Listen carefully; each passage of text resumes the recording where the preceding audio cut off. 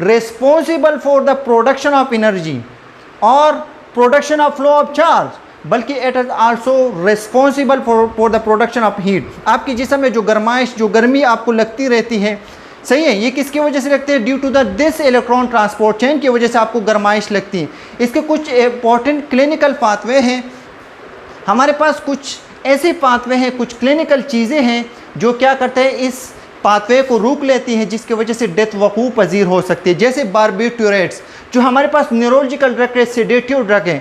अगर बेंजोडाइज़ेपिन है, अगर वो इसकी ओवर टॉक्सिसिटी हो जाए तो इसकी ओवर टॉक्सिसिटी की वजह से बेंजोडाइज़ेपिन जो एसिटोलोफार्म है और कौन से ड्रग है, अगर इस बेंजोडाइज़ेपिन ड्रग की ओवर टॉक्सिसिटी हो जाए due to the over toxicity of this type of drug, यानी जेनेक्स वगैरह आप लोग ले लेते हो, तो अगर इसकी ओवर टॉक्सिसिटी हो जाती है तो फिर वो क्या करते हैं, NADH यानी कम्प्लेक्स 1 को, NADH डिहाइड्रोजिनेज कम्प्लेक्स 1 को क्या करते हैं, इनहिबिट।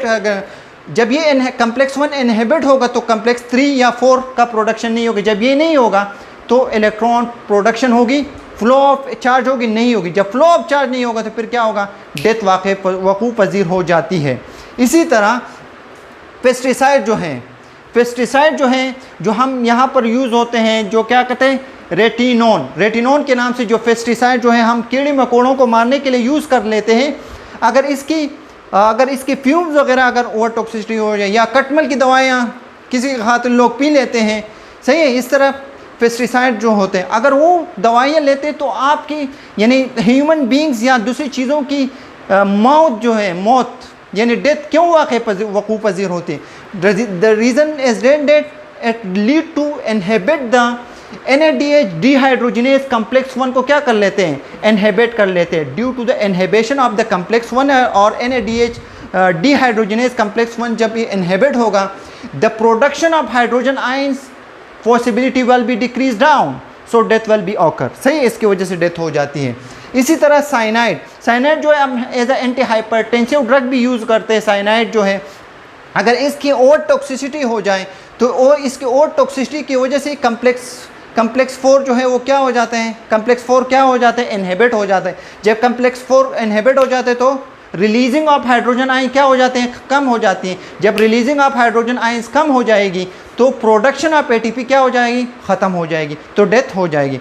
इसी तरह हमारे पास कार्बन मोनोऑक्साइड हमारे पास स्मोकिंग, ओवर टॉक्सिसिटी, जो लोग ज़्यादा स्मोकिंग करते हैं, या हमारे पास इन्वायरमेंटल फैक्टर कार्बन मोनोऑक्साइड का प्रोडक्शन जहाँ पर ज़्यादा होती है तो वहाँ पर डेथ रेट क्या हो जाती है, डेथ रेट या डेथ की चांसेस क्या हो जाती हैं, वहाँ पर ज़्यादा हो जाती हैं। हमारे पास जैसे जनरेटर की फ्यूम्स वगैरह, जनरेटर बंद कमरे में आप यूज़ करते हो, वहाँ पर आप रहते हो, तो इसकी कार्बन मोनोऑक्साइड प्रोडक्शन की वजह से क्या हो जाता है, आपका कम्प्लेक्स 4 जो है क्या हो जाता है, इनहिबिट हो जाते हैं। हाइयर स्मोकिंग या स्मोकर वो भी लीड कर लेते हैं।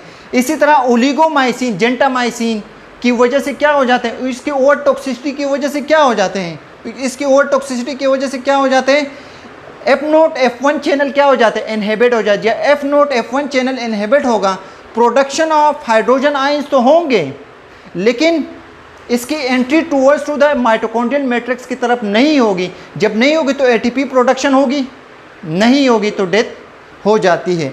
हमारे पास दूसरे क्या हैं, हमारे पास दूसरा है अनकॉपलर्स का मतलब है ATPs का प्रोडक्शन।